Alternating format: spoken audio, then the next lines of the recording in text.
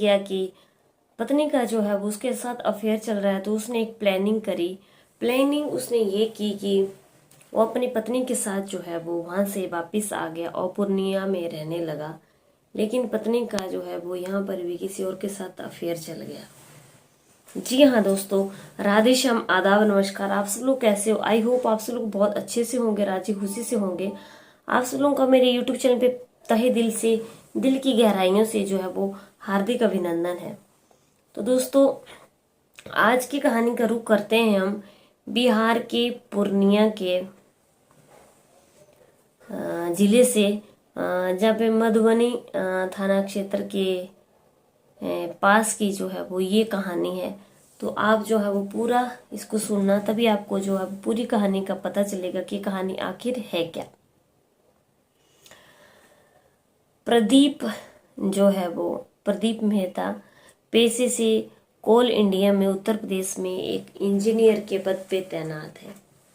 अब प्रदीप मेहता वहाँ पे अच्छी खासी इनकम जनरेट कर रहा है, अच्छी खासी अपनी कमाई कर रहा है और अपनी जिंदगी की गुजर बसर कर रहा है। वहीं पे जो है वो पत्नी उसके साथ वहीं पे रहती है। तो वो क्या करता है कि वहां से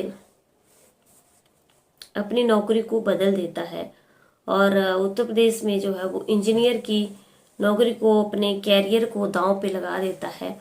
और दांव पे लगाने के बाद जो है वो अपनी जॉब को वहां से ड्रॉप कर देता है, छोड़ देता है।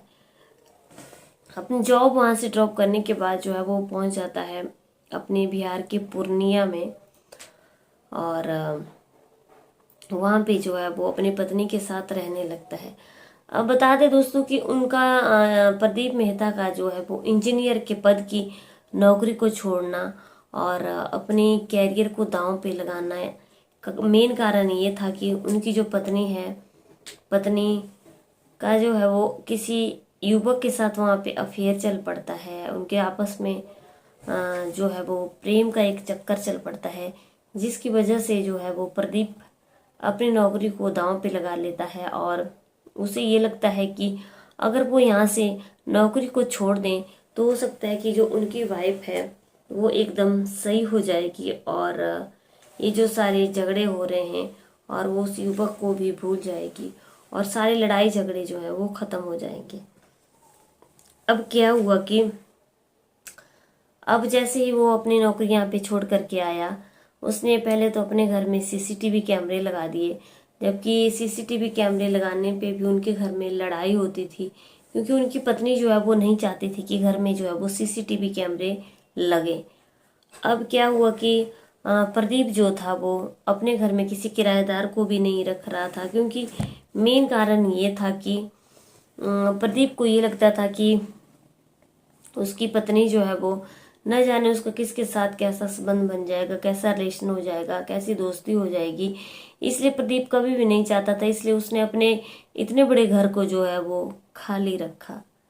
और उनकी सीसीटीवी कैमरे लगाने पर भी जो है वो अपनी पत्नी के साथ काफी लड़ाई हुई।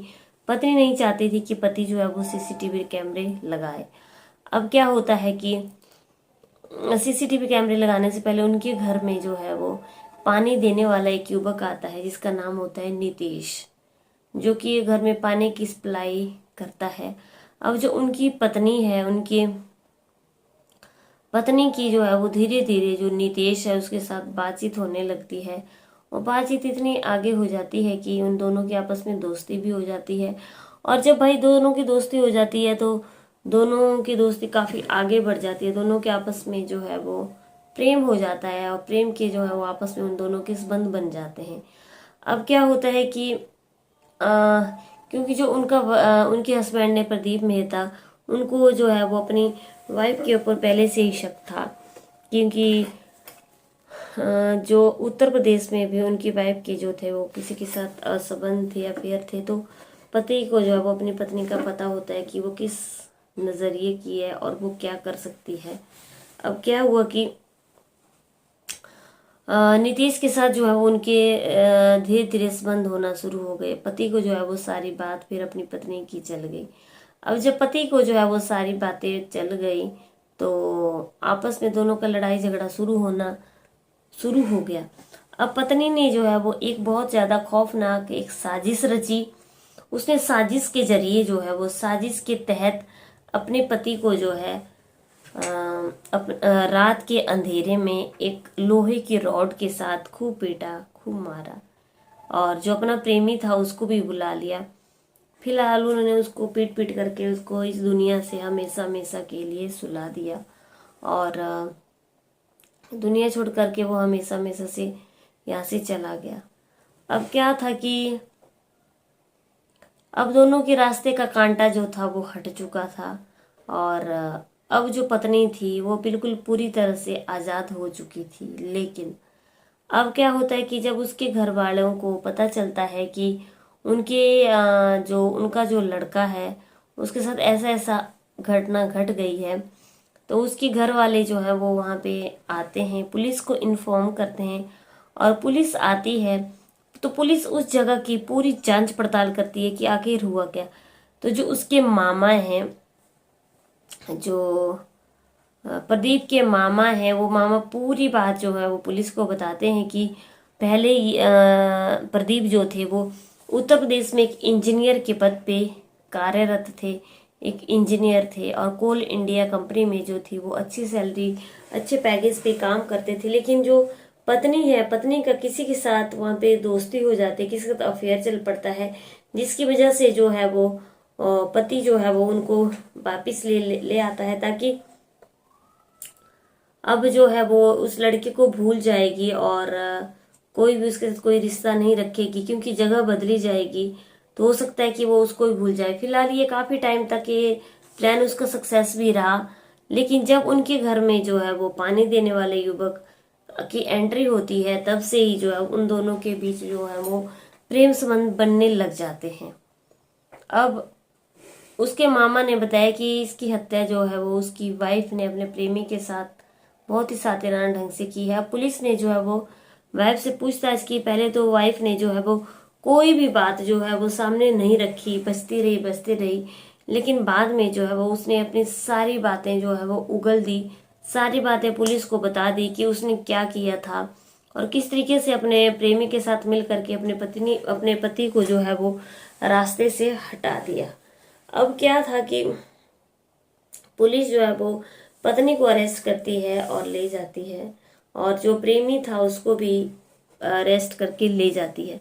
दोस्तों, कहानी इतनी ही थी, और कहानी में हमें आज क्या सीख मिलती है? कहानी में हमें बहुत अच्छी एक सीख मिलती है कि जब बुरा वक्त आता है तो वो इंसान की बुद्धि को भ्रष्ट कर लेता है। पति इंजीनियर है, अच्छी खासी जिंदगी चल रही है, लेकिन पत्नी की ये हाल है कि वो किसी और के अफेयर में पड़ी हुई है, चक्कर में पड़ी हुई है। पति बेचारा वहां से जॉब भी छोड़ देता है, अपने करियर को दांव पे लगा लेता है और दूसरी जगह चेंज करता है, ताकि पत्नी जो है वो पत्नी संभल जाएगी और कुछ ना कुछ जो है वो फर्क नजर आएगा यहाँ से जॉब छोड़ देने के बाद।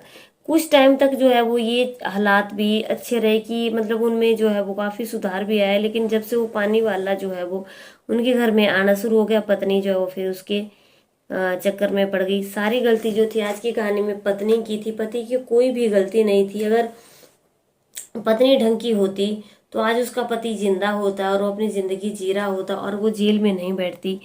पत्नी ने पहले एक के साथ अफेयर चलाया, फिर उसके बाद दूसरे के साथ अफेयर चलाया, जबकि वो एक शादीशुदा महिला थी। शादीशुदा महिला का सिर्फ यही धर्म होता है कि वो अपने पति के अलावा जो है वो किसी को भी इस नज़र से नहीं देखे। बाकी आज की कहानी से आप लोगों को क्या सीख मिलती है आप ज़रूर बताना। हमें मेरे नज़रिए से हमें ये सीख मिलती है कि हमें गलत रास्तों को नहीं अपनाना चाहिए, गलत का अंजाम हमेशा गलत ही होता है। दोस्तों, कल की वीडियो में आप लोगों से फिर से मुलाकात होती है, तब तक बने रहिए मेरे चैनल पे। जय हिंद, जय भारत।